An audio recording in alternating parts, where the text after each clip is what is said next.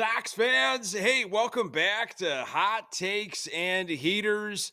This is the MLB centric podcast under the umbrella of FutureSox. He's Danny Miller.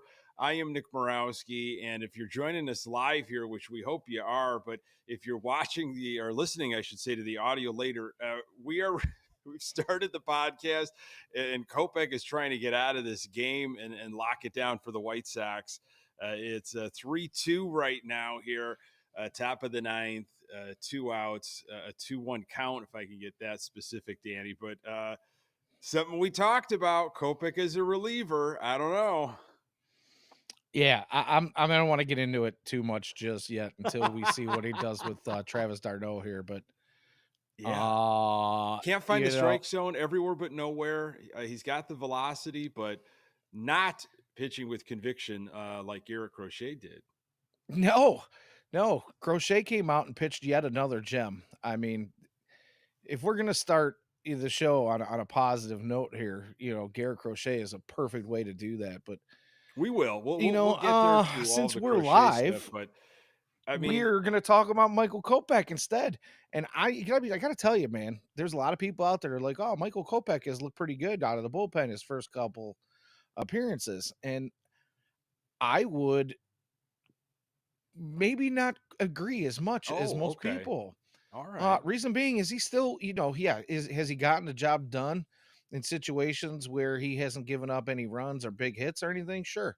But he is still going deep into counts with guys and throwing a lot of pitches, and that scares the crap out of me. We've got a guy who, Well, if he sorry, Danny. continues, On my feed, I've got White Sox winner, buddy.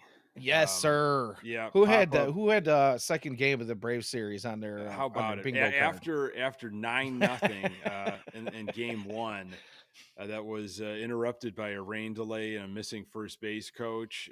The Sox come back with Crochet on the hill against an old friend, Ronaldo Lopez, who looked really good as well.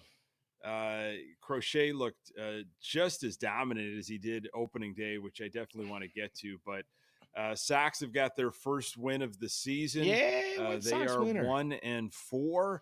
And that forecast for the day game on Wednesday, if you're outside of the Chicagoland area, I mean, it's looking bad. I mean, sleet, snow, rain. It looks pretty messy. But we're not going to worry about that right now.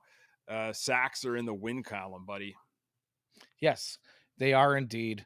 Crochet gets the first win of his career as a starter. Like you said, just looked absolutely dominant. And then the heroics of Paul Dong Dong Dong come into play today. On an evening where, according to the broadcast, the winds were blowing in.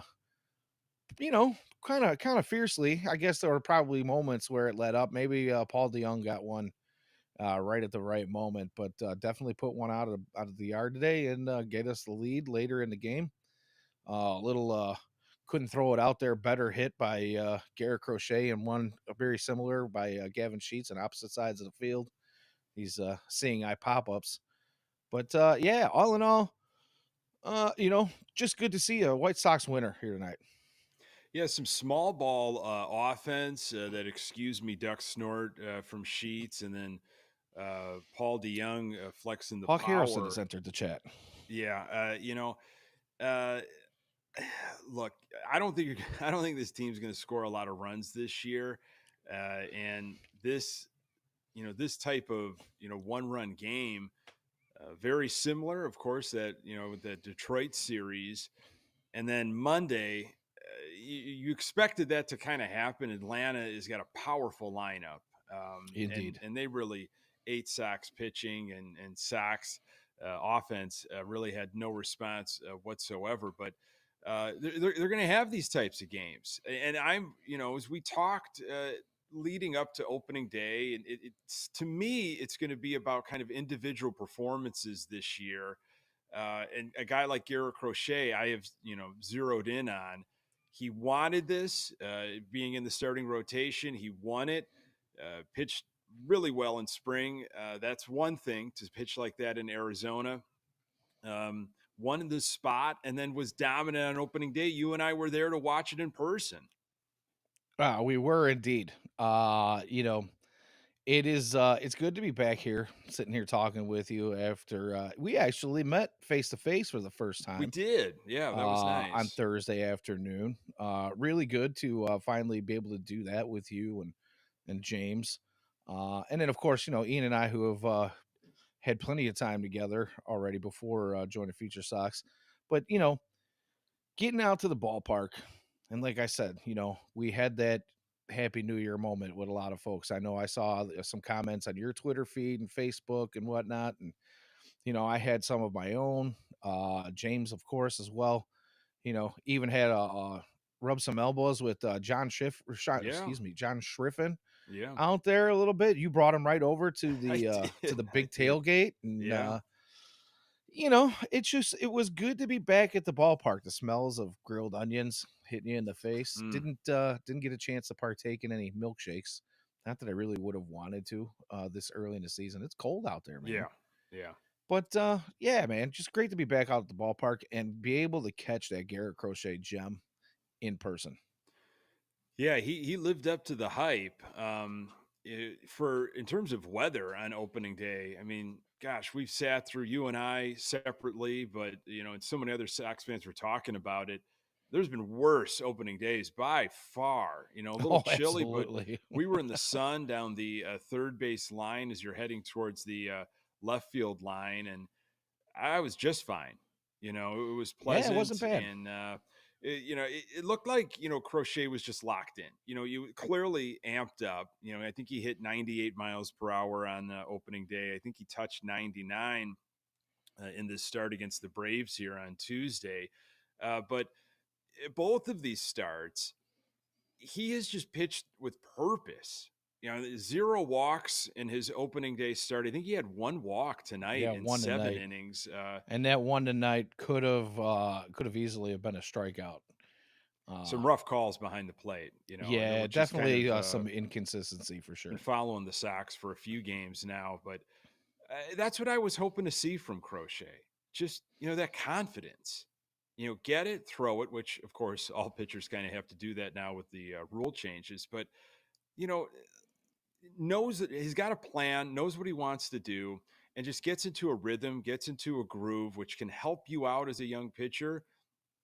Having a veteran presence, it seemed like Maldonado picked some good spots to have conversations with Crochet here in this start against the Braves. And could that be something that he could bring throughout the season? Uh, we know Maldonado's offense isn't really going to be there, but, maybe being a mentor behind the plate, helping Crochet stay cool, calm, and collected. I don't know. I think that could be useful here in Crochet's in a way, kind of rookie year, I guess. I know it's not his rookie year, but it kind of feels like it, right? Because this is the role he's wanted, and now we're getting to see it. It's only been two starts, but he kind of mowed through Detroit, and Atlanta was going to be a different test. I mean, Atlanta's got a serious ball club here. Nothing against Detroit, but Atlanta's built for October and beyond. And Crochet handled himself really well. Yeah. It I don't want to say that it comes as a shock because this Braves team is a monster. We're talking about a team that we recently has, gone into the World Series and has made multiple, you know, extended postseason runs. Just really well built and coached.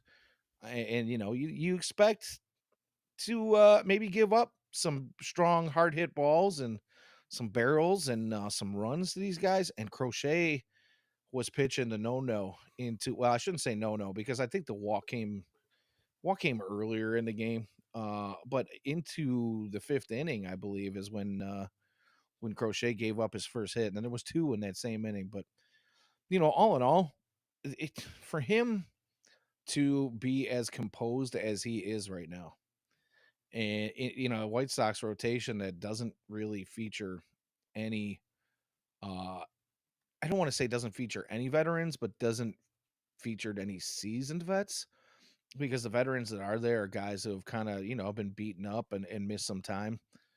much like Crochet has in his career. But it's just nice to see him have that kind of composure to go out there and just look dialed in and focused. And the command has been absolutely fantastic.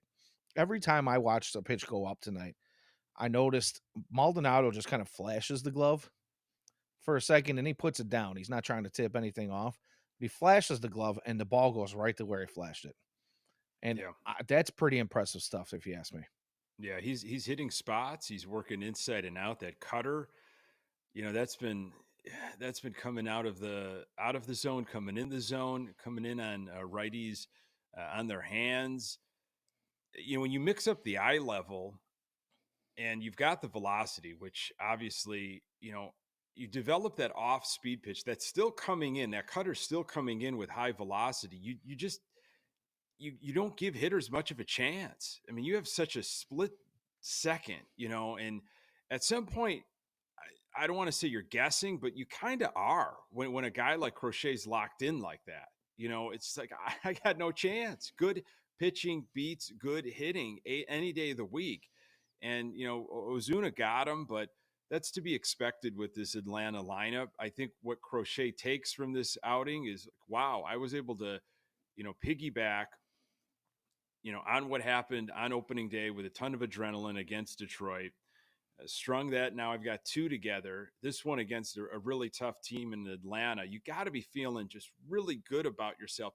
This was something we discussed, in his outing with against the Dodgers. And when he took care of business against Ohtani and some of the feared hitters. Again, it was spring training, but it's little things to build on. It's these little foundational blocks that that's all you can do. You just kind of have to take it one step at a time. Obviously, you're not going to, pitch multiple days in a row. You can only do so much, but what you have, your opportunities that you have, make the most of them. And Crochet has done that. And I would say it's, Luis Robert Jr.'s, two bombs over the opening day weekend. That was nice. You mentioned the campfire milkshake, which is, of course, a huge hit and is taking over everything by storm. To me, Crochet is the talk, man, right now. This is Yeah, the most absolutely. exciting thing. Absolutely. And you brought up Maldonado a couple minutes ago. If Crochet is going to be his battery mate, for the foreseeable, why can I not talk right now?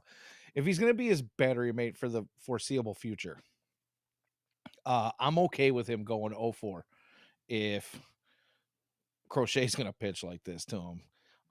If this is the guy that Crochet is comfortable with. Now, having said that, if there's another catcher on the staff that maybe has a little bit of a stick going, and we're using Martin Maldonado, and you find out that maybe Crochet's just dialed in and it doesn't matter who he throws the ball Right. to, Yeah, well, good point. because Yeah. Maldonado is looking like he looks like a tank out there right now. I mean, the guy looks. When I'm watching him run to first base, I don't know who's slower, him or Andrew Vaughn, but they both look like they're in a tractor pull when they're running down the first baseline. The It's old Paul Konerko ridiculous. experience. Yeah. I mean, I don't know. Paul Konerko at least looked fluid when he ran. He wasn't going very far, but he looked fluid You when at he ran. You know least what I mean? look like you know what you're doing running wise, or I mean, those two yeah. guys don't even look comfortable running. Yeah. they look like Well, they look like what clod horses. what catcher is fleet of foot? I mean, I'm sure there's been few. Yeah, well, Andrew Vaughn is Yeah. much younger than Martin Clunker. Maldonado. Yeah. And I don't know, he runs like he's muscle bound, which I don't Well, buy. I But mean, I bet you he's heavy legged. I would assume he doesn't miss a lot of leg days, trying to generate that power, and it's the speed's just not there. that's great. I'd love to see Yeah. it one of these days. Yeah, there's some talk of Ronaldo Lopez too, and hey, this is a guy that I didn't know what to make of this guy when he was in a White Sox uniform. And then he got his Oh, LASIK surgery, and he was nails. I thought that he had a future. He's got some stuff.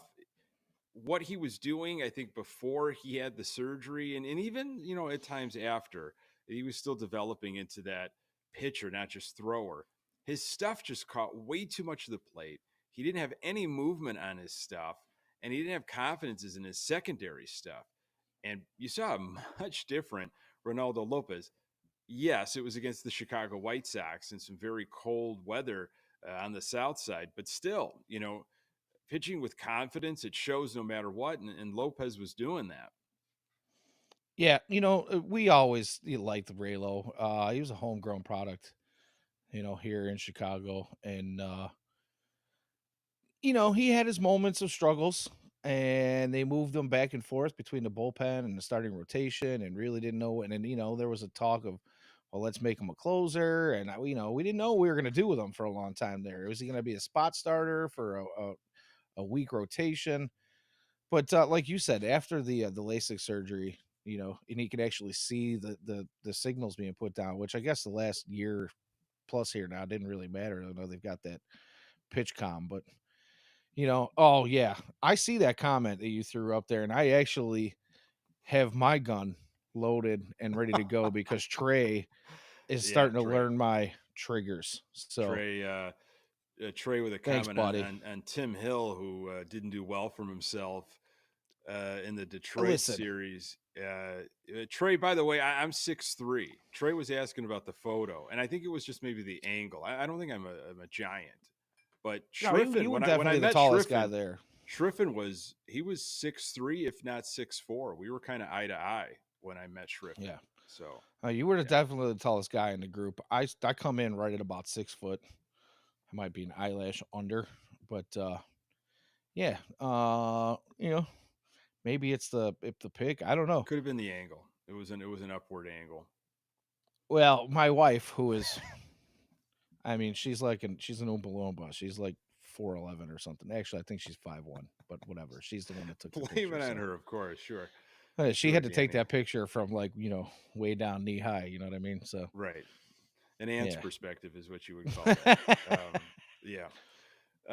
Yeah, look, I think we could get into the opening day weekend against Detroit. There were some, there were some positives. You brought it up. You and I and Ian Eskridge, we were talking a little bit a few hours before, we hit live and started recording. Jordan Leisure, I mean, that's a guy that it's good to see getting his experience and doing pretty well for himself. Yeah, first outing looked really good. I'm kind of hoping that we get to see him in a lot of those high leverage situations early on and beyond because the talk is this is the guy that is going to be the closer of the future. Hopefully we get some value out of Michael Kopech at some point this year. I don't want to beat that horse because obviously we opened up the show talking about him as he closed out the game for us tonight, but Jordan Leisure is a guy who we've been excited about since the trade deadline last year when he came over, and he's just one of those guys that's got the right makeup, and had great success coming out in his first appearance with the White Sox, and looking forward to seeing more of that. And I think there's quite a few positives that we can take away early on in the season. We got to, like we said, we got to see a little bit of Jordan Leisure. We got to see Braden Shewmake come out in Yeah, his he first flexed some major league power. at bat Yeah. and put one out of the ballpark. How do you feel about that? The amount of productivity that's coming from our shortstops compared to what we were getting last year, especially in terms of power, night and day. When did Tim Anderson hit his first home run last year? Was it It was like August, wasn't it? was it August? I Good don't know, it God. felt like it. I was going to say July right before the All-Star break. Maybe you're right, man. If it's August, that's insane. Yeah, I don't really know. A lot of last year I kind of blacked out things that were happening with this team. So details like that, maybe you're right on August, but it's good to see you getting a little power from middle infield, shortstop especially. Yeah. And Clutch Hat Trick in the chat says it was August. I didn't Wow. think I was off, but Wow. we did. We were waiting a long time for that one, and obviously, Tim was battling a bunch of injuries last year, even when he was in the lineup. I don't think he was 100%, and he's over there in Miami doing a little bit of the old things that Tim Anderson does. What's Miami's record? Unfortunately, You told me what yeah, Miami. Miami's 0-6. 0 and 6. You got In large Burger. part to their pitching. Yeah. It hasn't been Right. great. I Um, think they have a 41 runs given up in 6 games already. boy. Yeah, the run differential is looking pretty bad. I mean, the White Sox run differential isn't exactly great right now either, but Miami's is exponentially worse. That was, I know people made fun of like, well, yeah, after the Detroit series, it's like what a -3 run diff. And I think that's honestly, what the frustrating thing for me is. They lost, and I in a way I wasn't terribly surprised, but they were 1-run games, and they could have easily won those games, especially the second game where they started out with a 3-0 hole, which was no bueno, and they clawed back. Luis Robert Jr. 2 bombs. They're up 6-3, and they completely gave that away. That's a game you absolutely have to have. That was the extra innings game where earlier in the game, Eloy grounds into a double play with, I think, bases loaded, 1 out. Stop me if you've heard that one before. Eloy grounds into something with runners in scoring position. Yeah.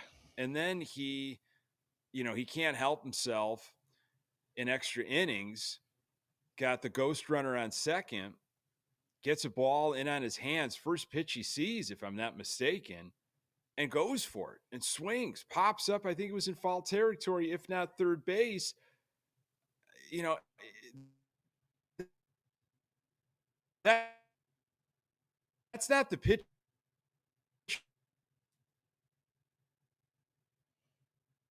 Uh-oh. Nick? Oh, I hope it's not me. Can you guys hear me?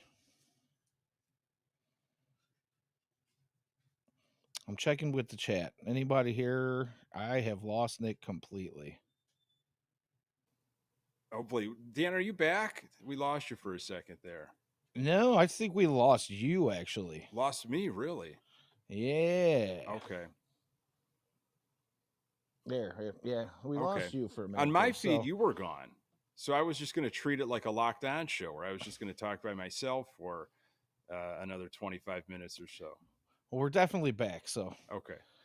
I don't know if you were watching that in real time. I was. They definitely tore it apart in the post game. What's that? I'm sorry. I know we were Eloy, talking about the Eloy Eloy situation. Jimenez swinging at the first pitch he sees in extra innings, and a pitch that he wasn't going to be able to do what he needed to do with it, which is to shoot it to the right side. He pops up. That stuff was problematic big time last year in extra innings, not being able to get the job done. And that at bat, that game from Eloy, just absolutely awful. Like, it just didn't seem like there was an approach whatsoever. Whereas Luis Robert Jr., who hit those 2 bombs and is on a different level than Eloy, okay, let's be honest there. Robert Jr. talks in the post game about how he has a plan in the offseason where he's tracking pitches and he's working on, selective hitting, finding, pitches in the zone that these are my pitches. I can do something with these pitches, and then letting the others go. I mean, that's the discipline I've been hoping a lot of these Sox hitters have taken to heart, in the offseason. So to lose, those 3 games, it's like, okay, I get it. I know how this season's going to go, but you could have had those games. This is against the Central, Danny. This like, oh, we're so happy to be in the AL Central. So glad we're in the Central. Well, do something with it, because you're going to have teams like Atlanta and Baltimore, Toronto. There's going to be some Cincinnati. There's going to be some teams that are built to win coming in April and May. Outside of your division, you got to win those games. And Saturday, that second game was just awful. Yeah. And I looked at did some stats earlier today, and the win expectancy as opposed to record was like supposed to be 1-3 as of after the game yesterday. And I'm guessing that, without really diving deep, I'm guessing that Saturday's game was that one where the White Sox had the win expectancy. But the thing is, they all were 1-run losses, and the White Sox did face some really good pitching in that series. To only, it still hurts. A loss is a loss, like Ozzy said in the Yep. after Yep. show on Saturday and Sunday. But the thing is when you're facing good pitching, and I heard Michael and I'm sorry, I heard James and Ian speak a little bit about this last night on their show. That James specifically said he thought the Tigers were going to be better, but they only looked like mediocre to him, maybe just average or whatever, going up against the White Sox. And I thought, well, that's possible. It was cold for those games. I mean, it wasn't super cold on Saturday. I guess it's probably fairly decent weather But for early on what in the team is season. really coming out like maybe the Dodgers, maybe that are just coming out and just like gangbusters, like, you know, putting up And massive amounts of honestly, I think offense and run. The White Sox didn't play bad during those games. The They first game had we talked no about opening offense other day, they than they, they could have won. I mean, they just were mystified by Scooble, a guy that they've seen many, many times. I mean, what, 3 hits? No team, I think, had an extra base hit. And to ruin that outing by Crochet, yeah, that's an absolute sin. But they had no plan. right. The thing is if you're not going to have offense, you're not going to win games. Now, we've been talking all offseason about how we hope for those individual accolades and maybe a little bit more of an entertaining brand of baseball this offseason, because we know that the White Sox aren't going to be winning any divisions or doing anything great. Excuse me. Um, I feel like I'm not hating on the White Sox as much as I would have been, say, last season. I don't know if partially that's because I'm not expecting much from Low them, expectations. but at Yeah. the same time, I'm not exactly upset because I'm not seeing them kick the ball all over the field and make dumb mistakes that are keeping themselves out of There games. was an outfield issue. It might have been on Monday. Didn't I thought the right fielder and Luis Robert Jr. collided. I thought there was some sort of outfield miscommunication issue that happened. Other than Yesterday, did I that, maybe I missed that? there really wasn't much. I would agree with you. I'm sorry. Go on. Go on. No, and yeah, I mean, you're not going to avoid every mishap, right? You're not. There's no team is perfect throughout the season, but I feel like this White Sox team last year had already had like 8 or 9 errors by the fifth game. We were seeing a bunch of dumb all over the place, and not just errors where we're missing routine balls or kicking stuff around, like dumb mental errors. So I don't know. Okay, so Clutch Hattrick says, yeah, Fletcher ran into Lewis, and it must have been one of the moments where I walked away from the game and I didn't catch it because I did Never watch walk away, most of that Danny. game. Never walk Well, away. it was middle of the afternoon and it was raining, and How dare I you? have How things to dare you? take care of around here because now I'm not working. Yeah. Okay. I If the understand. wife come home from work and she's like, "What'd you do today?" and all I got to say for myself is I watched the White Sox game, it's not going to be I get it. good. So, you know, but my point is that sure, so far they look like they're probably better defensively, right? And at the point that I walked away from the game, I think they were already down like 6-0. That was when the rain delay happened, So and then they came right back, and I believe there was that 3-run home run. yeah, it didn't take long after that to Yeah, come back. So yeah, it is yeah. what it is. You're fine. I'm just giving you a hard time. I just so happened I was able to catch most of it on Monday, and it was ugly. It was just ugly. It looked miserable. The players didn't look like they wanted to be there. Fans, of course, didn't. It was just Yeah, not guys good. out there eating soggy pizza in the storm. Like, I mean, good for you, Yeah, dude. But wow, yeah, and that was when the first base coach went knock it off, missing. Trey. Knock it off. Um, this is I got to make it through the season here, bud, this before kind I of need went a lung this transplant. kind of went viral where Jason Bourgeois, our first base coach, was MIA, and there was a delay of Bougie. game because they didn't have a first base coach. He needed to be the Sox needed to be reminded, and that caught fire on social media. Pedro was asked about it before Tuesday's game, and Grifol said that Jason Bourgeois was in the clubhouse with his headphones on, reviewing the team's outfield positioning when he was late to get out on the field after the rain delay yesterday. And he went on for several sentences just talking about how amazing Jason Bourgeois is, and it doesn't bother him. He knows his character. He knows his TWTW. I mean, the big rumor is that he was going to the bathroom. He had a bowel movement and he needed to go and relieve himself. He had to go to the bathroom and he just missed it. He just didn't. I'll be honest with you. The way the White Sox offense was going yesterday, he probably could have taken a couple innings off and it wouldn't have made none of the difference. You know what I'm saying? Yeah, Hey, I'm not saying, but I'm saying. you'll see that in Little League sometimes where it's like the last guy out, like he's just going to be the first base coach. You just stand there and just a warm body, just, wave your arm if it's in the gap, stuff like that.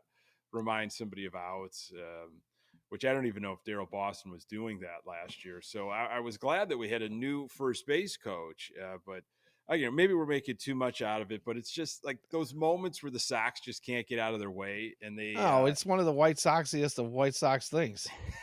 it really You know what is. I mean? Like, par for the course, brother. It really is. So, Coaches don't uh, even want to show up. It's cold and rainy. I'm gonna go take a dump. I'll see you in a few. we'll backtrack just to Sunday, where Eloy is hurt again. Eloy Oh, pulled an abductor, and yeah. the Chicago Sun Times, they ran an article, just a blurb almost, talking about yeah, here we go. This is, man, we still have about 20 more minutes or so, and I feel like this is you're on an unusual pace, which for those of you not watching the video, Danny's got another heater. As we talk about the often injured Eloy Jimenez, he was running out, an infield ground ball. He grimaced. He pulled up gingerly. Steve Stone called it out, and he was removed from the game. I think the MRI is. It doesn't sound like anything's too serious. He might avoid an IL stint. They might play a man down with their roster. You know, the Sun Times had a whole spread online on their app, on their Sun Times app, of all of Eloy Jimenez's recent injuries. And I mean, there might have been 11 situations in the last like 3-4 years that I counted, different situations where he had to have an IL stint. It's just mind blowing. What do you say? At some point, you got to say he is what he is, right? This Oh, is who he is. His body just can't hold up. he, I, here's the thing. I look at him and I don't see a guy like Luis Robert Jr. or Yohan Moncada or even Andrew Vaughn, like you talked about on his, leg day. Andrew Vaughn doesn't skip leg day. Just- Lloyd doesn't look like he's fat or anything, but he looks maybe he like he's lost a just bunch of weight in the offseason. He got in but he shape. looks soft. He doesn't look solid. He doesn't He look like doesn't a move with confidence. he doesn't look, I mean, he just doesn't look like an athlete to me sometimes. He doesn't. He just like, I'm like, why do you look so awkward, dude?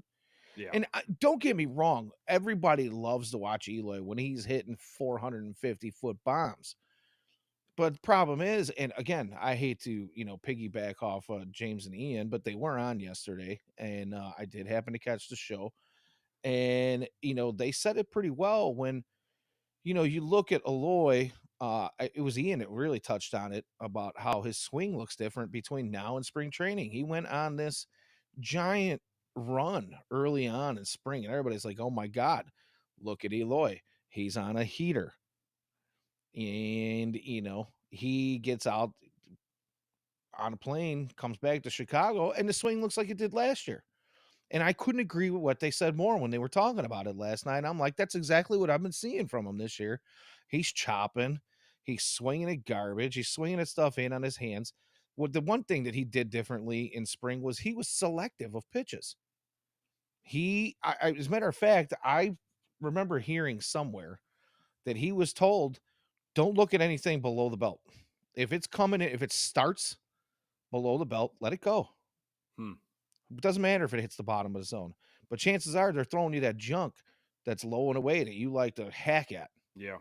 So if it doesn't, if the pitch starts below the belt, just leave it alone. You're waiting. You're looking for a pitch in a certain window. You're not even looking at the whole strike zone. You're compressing the strike zone into a certain area where you know you can hit balls. You're looking for hitters' pitches instead of trying to swing at pitchers' pitches. And he did that in spring, and now he's not doing that. He's swinging at garbage. I don't know if he's pushing or what, but it's not the same person that we saw in spring training, and it's frustrating as hell to watch this guy who's we've been told has all this potential. Oh, He yeah. just doesn't Potential. seem we can't get his Yeah. brain locked in on any of it. Well, now he's pressing. Well, not anymore because he's not playing. But when he started off rather cold, again, just a small sample size. But when you had so much success in spring and it felt like you were in a groove and you're seeing things and you trusted your swing and mechanics and all that stuff, and we saw all the visuals with where his hands are now compared to last year. And look at this is the new Eloy. He's going to play in 150 games and he's going to just be a masher. And I was on that. I mean, I was bullish when we had our prediction show that he could get to 20 before the All-Star break. Man, am I a moron? Well, I don't. I just don't think his body's going to let him even try to do that. And you didn't one say thing that, 74 though. yeah, You're not that big of hey, a I man. wasn't going to bring Which that up.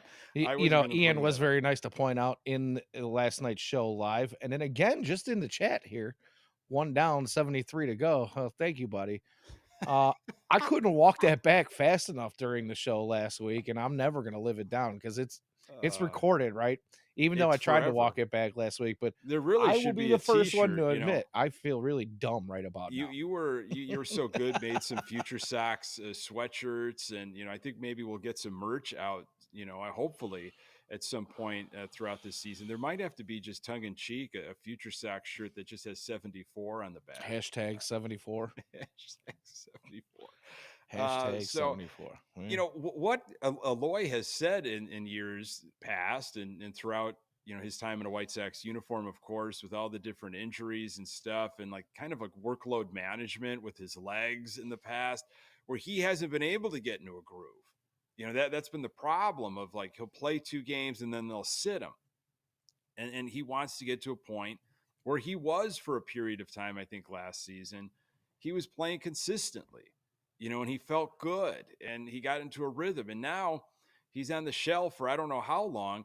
And for a guy like him, I just don't think he's able to jump right back into it. Not to, I mean, there's really not much to jump back into because he didn't really have much going for him before the injury. But it's just that rhythm, the timing and all of that stuff. That's going to have to start all over. Yeah, it sucks when you see it happen this early on.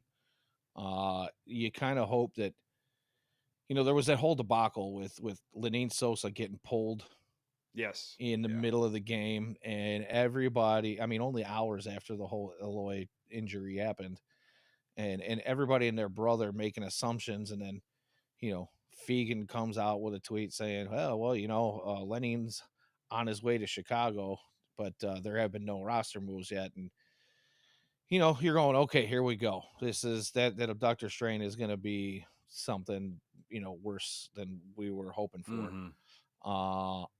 And then, we don't get an IL move Right. for, a couple days. We still don't have one. And Nothing I'm not different. sure This if has Ian's still happened in the chat before. here. Do we know if Lenina is still in Chicago or has he made his way back? I'm not sure. But, it just seems weird. And they brought this up last night in their show. What is the point if we're gonna? I mean, are we just trying to have him here ready to go? If they're not gonna make a move, like, don't you make that call when you know you're gonna make a move? Or if you're just gonna be day to day, like, okay, we'll play with 25 again, and maybe Eloy comes back, later on this week. But if he They've doesn't, done this before. The Sox have done this before. oh, they're Yeah. notorious for it. Yeah. Oh That's yeah. that's one question. What's the point? Do you have anything like? Why are we going to wait 5, 6, 7 days to put him on an IL stint and play with 25? Yeah, and even if Lenine, does get, brought up, I mean, I don't even know what kind of playing time they're going to give him. Uh, that hasn't gone historically well for him. So, look, I hope Yeah, it's good news for Eloy, and but I'm at a point, Danny. I hate to say it, it's just, you know, I can't get up for the letdown, as the fine folks of Sox on Tap would say. I think Johnny Nani says it best: "Don't get up for the letdown," and that's really where I'm at with Eloy. yeah. It's tough. Again, he's one of those guys that we've been talking about all off season about hoping he can get on his horse early. Like you said, if he gets 20 early on in the season, we get some return for him. Yeah. Oh, But yeah, I now, think and I so. hate to keep parroting what other people are saying, and I'm bringing a lot of this stuff up from last night's show with James and Ian because there might be a very small handful of folks that aren't listening to that show and listen to this show. Those points need to be reiterated and hit on again. Is if this guy isn't if he doesn't come out and do something like that, why would anybody else want to trade for him? Why would you want to take a chance on a guy who obviously can't seem to stay healthy or perform? The White Sox aren't going to get anything back for him. The way the Sox have been making moves, and I think we're going to talk about it in just a minute. The way the Sox make moves, it's like they're the only ones that would go after this player if they had the opportunity. Like I could see them being on the outside looking in on Eloy, being like, this guy can't stay healthy, a lot of potential. He doesn't really fit our model in terms of versatility. I think we should go after him. I think that would be a smart move. That just seems like a White Sox move. But since the Sox have Eloy, you know, they're not the ones that can obtain Eloy. No one else is going to bite on that. I Yeah, I mean, why would we? Why would anybody want to take a chance on this guy? Give something away to the White Sox for him when most of these teams probably have somebody waiting in the wings that can at least hit the ball out of the ballpark every now and again. Whether because obviously Eloy's not anywhere on the field. He doesn't have a position to play, and you hope that his bat is good enough to keep him around in the league. But if his bat doesn't come around and he can't play the field, well, then where does he go? Yeah. It's a short trip home for him. And I hate to say that because there were some exciting moments, but some guys just can't play DH without playing in the field. They just Mm-hmm. can't seem to keep that focus going. Yeah. And I'm starting to wonder now if Eloy is going to be that guy because, the second half of the year before last, the second half of 21, when he came back from injury, and it was pretty much the first time they used him as a DH only or mostly. Mm-hmm. And he said he didn't really want to be a DH at that point, but he came out and that second half of the season, he looked like a guy who could be a DH. He hit the ball very well. Yeah. But since then, not so much. He's been called, I think by Rick Hahn maybe is not an injury prone player, but I mean the proof is there. I'm sorry. We've Yeah, it just got doesn't stop. no, we've got quite the resume here. Speaking of resume, Mike Clevenger, he is back in a White Sox uniform. That came. How about this one? That announcement came as the Sox were getting their brains beat in on Monday, on April 1st, and I really thought that was going to be an April Fool's joke. But I think Robert Murray from Fansided that I got credit for breaking that initially. At least that's where I saw it, and then it kind of flew all over social media. MLB investigation could not determine that Clevenger violated the joint policy on domestic violence, sexual assault, and child abuse, and he wasn't disciplined. MLB chose not to suspend him on the basis of him voluntarily choosing to enter therapy. Apparently, his accuser had publicly stated that that's all she wanted. Clevenger was 9-9 with a 3.77 ERA in 24 starts for our Chicago White Sox last year, a team that lost 101 games. So if you're saying, hey, he was the best pitcher they had, it was on a team that lost 101 games. Grifol, Danny, this is what Pedro Grifol, our fearless leader, had to say about Clevenger coming back to the South Side. Clev was a really good teammate here. He pitched really good baseball for us last year. He's a really good competitor. So we'll see how it all plays out. But he certainly has some attributes that we saw last year that were on point to who we are and where we want to go. Danny, you could take this and then I could follow up if you've got some thoughts, opinions, things you want to air out Oh, on I Mike do. Clevenger. Well, first off, we'll just talk about Clevenger, the pitcher. We won't get into, legal issues right off the bat. Yeah. But Clevenger, the pitcher was, he was serviceable last year. I wouldn't call him good. He was maybe slightly better than average. He got a Better than lot what of I in. thought. Yeah, better than what I expected, especially coming off injury. And then, of course, the investigation and just being in the news for all the wrong reasons.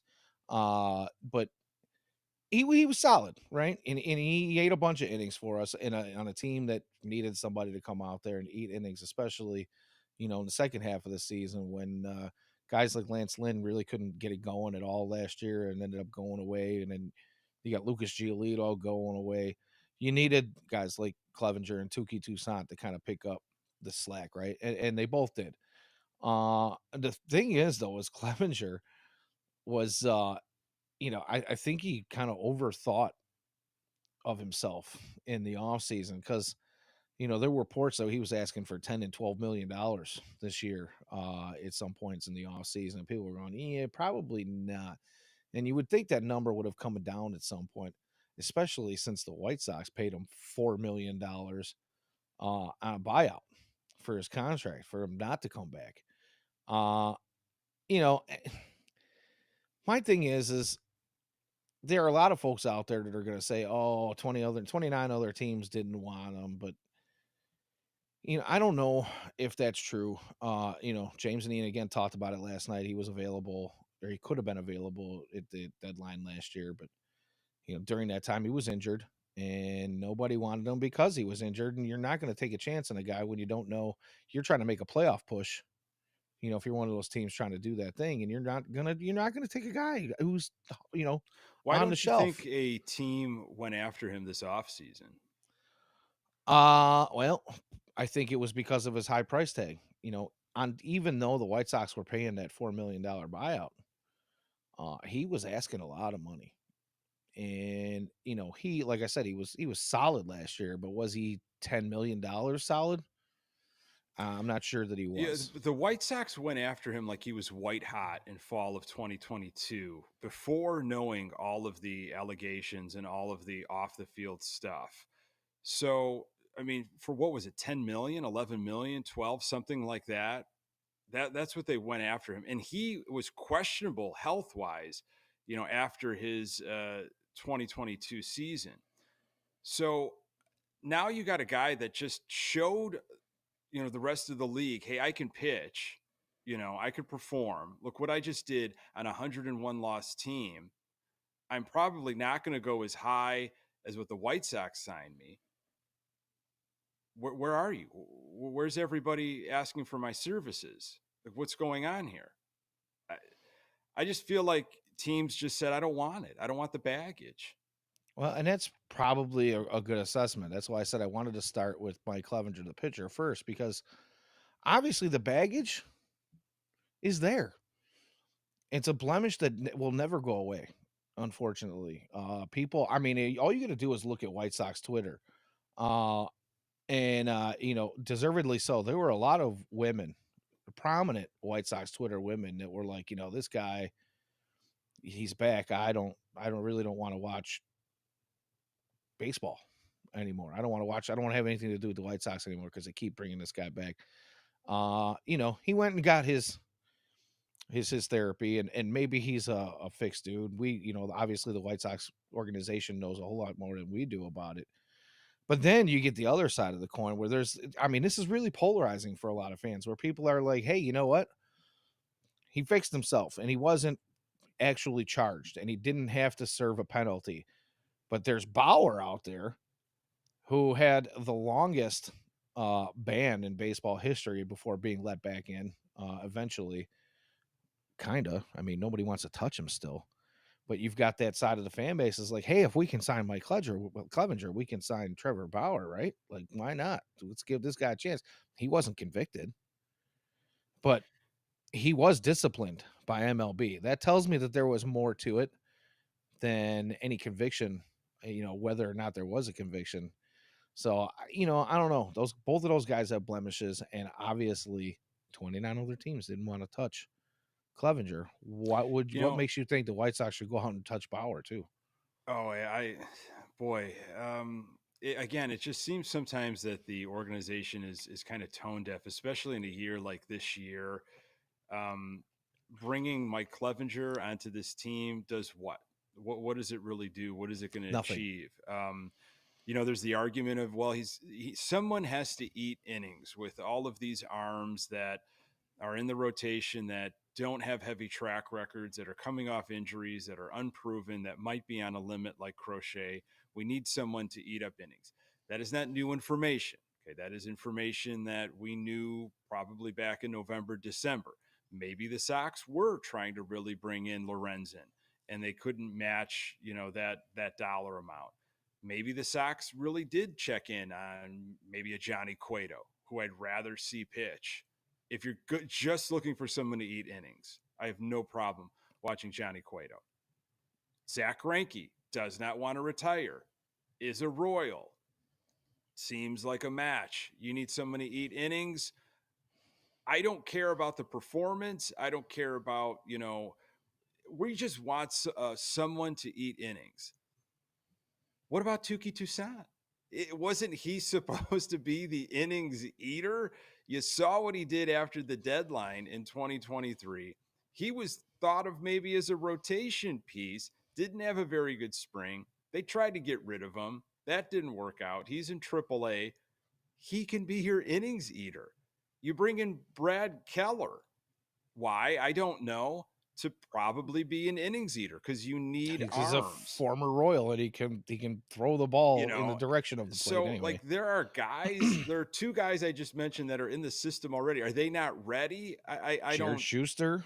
Oh, there it is in the chat. so again, if it's an innings thing, it's like Sorry, Clutch. got Great minds. guys, and to me, I don't think it's necessarily an innings thing. I think it's maybe Pedro said to Getz, hey, I really like this guy. I want him back. I really liked him in the clubhouse. He really helped get my message across, or I don't know, maybe Clevenger, rubbed wrong with a couple players that are now gone, and Pedro's like, well, I liked him. I liked what he brought in terms of identity and culture. Jerry, what do you think? And Jerry doesn't care because his milkshake sales are going through the roof, and that's all he's worried about. A So good he's like, move for whatever. them, by the way, to make sure that they had at least some in the Vizzy View bar, because when it was first announced they were only going to be in the Stadium Club. They're oof.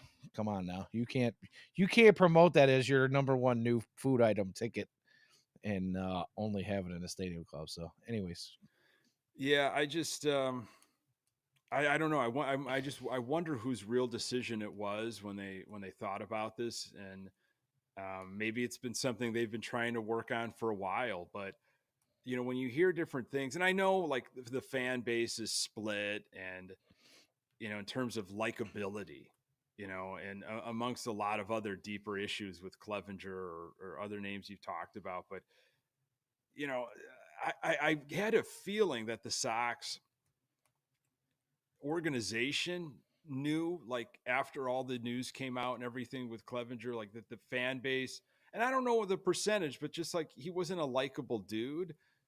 He had solid numbers again of all the pitchers on a 101 loss team. And I think it's like those fans that just didn't find him very likable. Like, what value are you going to bring? They kind of wiped their brow and said, "Finally, like we're gone. We're done with this guy. You know, he's gone. He's out. Like we can start clean. Whoops a daisy. That was a mistake. We didn't know what we were getting ourselves into as an organization.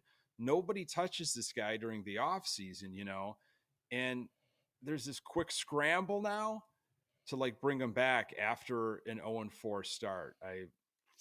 It's just Like bizarre to me.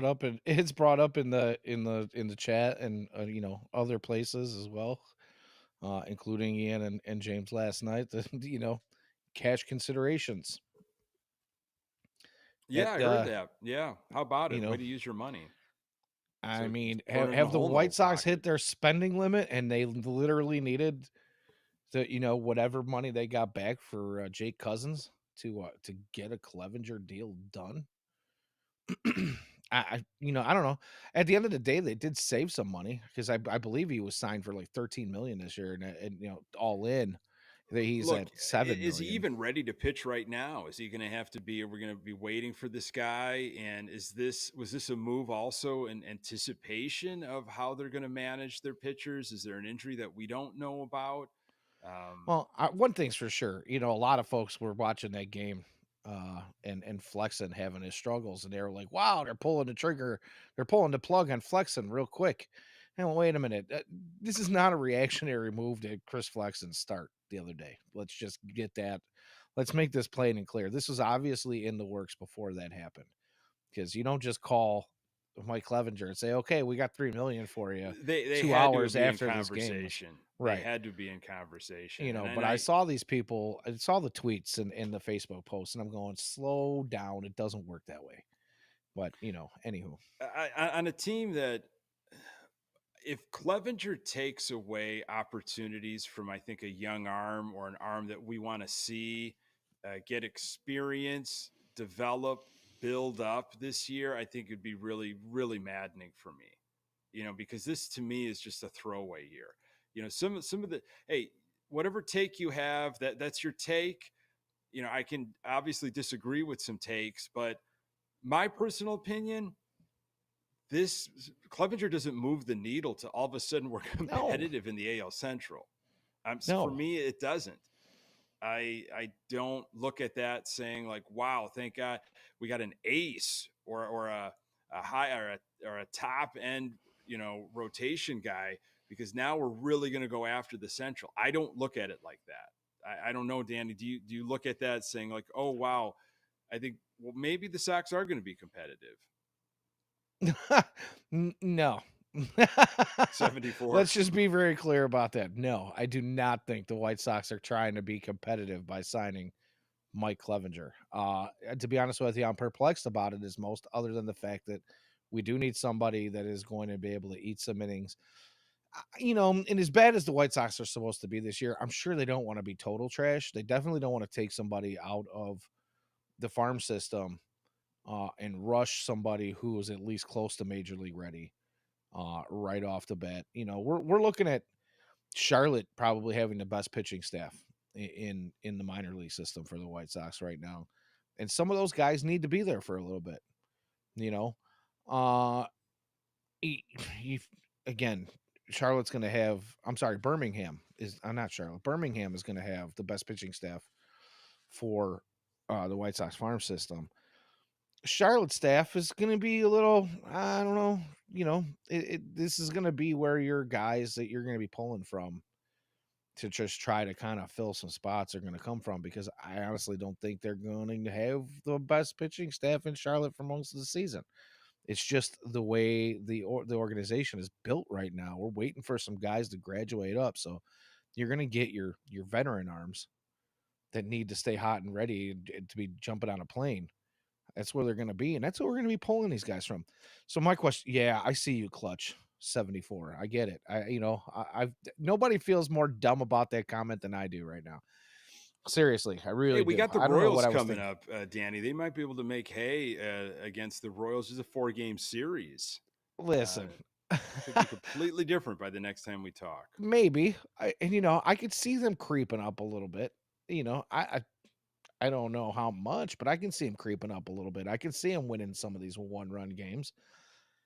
But yeah, 74, that was just stupid. And I couldn't walk it back fast enough live on the show, and now I'm gonna pay for it Well, for that was my the fault. rest of the season. I piled all over it. Well, No, it's this okay, but when I heard it, I here's the had to. thing. I couldn't let it go. I got dinged a few times for being too negative with this team. So I tried to Okay. do something positive, and maybe not maybe. I definitely See, picked the my wrong thing place with to the find some negativity positivity. stuff is it's when it's realistic, it's not negative. Like you're just being real. You're just from what you follow and how you look at this team. That's just a realistic take. If you go low, I don't think that's negative. It's just it's coming from an educated, kind of mind is watching what has happened this offseason and beyond. So we got one in the win column. Sox are 1-4 as we wrap up this hot takes and heaters. We'll see if they get the rubber match in with the Atlanta Braves on Wednesday afternoon, and then of course 4 in Kansas City against the Royals. But we'll be right back here Tuesday night, and I kind of like how this could go, Danny. Is sometimes we might be, the post game, the recap immediately after a game ends. Yeah, you might even catch us, seventh, eighth, ninth inning on some nights, especially some of those West Coast games. We'll be probably right in the thick of things. Yeah, So yeah. you guys can come hang out with us if you don't, and real quick, I just want to point out John Schriffen and Steve Stone have been working pretty well together, I think, at this point in the season. I'm not trying to take anything away from Jason. I'm gonna miss Jason like everybody else does. Standing O at the home opener, by the way. But Yeah. yeah, if you guys don't want to listen to them, you want to come hang out with us there while there's a game on, you can always watch the game and mute it in the background. Yeah, Be happy especially to keep you entertained. as Clutch talked about when those 7-10 starts happen.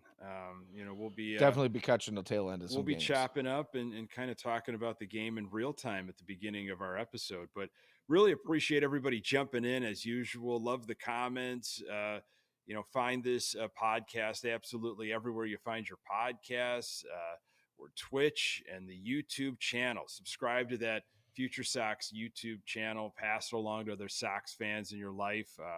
He is Danny Miller at Danny Miller FS. I am Nick Murawski at Nick _ GGTB. And next time we talk, who knows? We might have won a series maybe against the Royals, Danny. Oh, yeah. Slow down. Let's just kind of get back into the I'm just trying to to the help win you out. column once or twice. We won't. I don't want to say we're going to win any series yet, All because right. apparently, if I said that, I'm not going to live that down either. So, Well, a pleasure, buddy, talking Sox with you. yes, it's been fantastic. Again, we talked about it pre-show. We had an itinerary of where we wanted to go with tonight's things, and then it was a therapy session from Yep. there on out. So, Always is. Always is. thank you for being my free therapist. I really do appreciate that. Absolutely, buddy. Thank you so much, folks, for listening. Until next time, go Sox.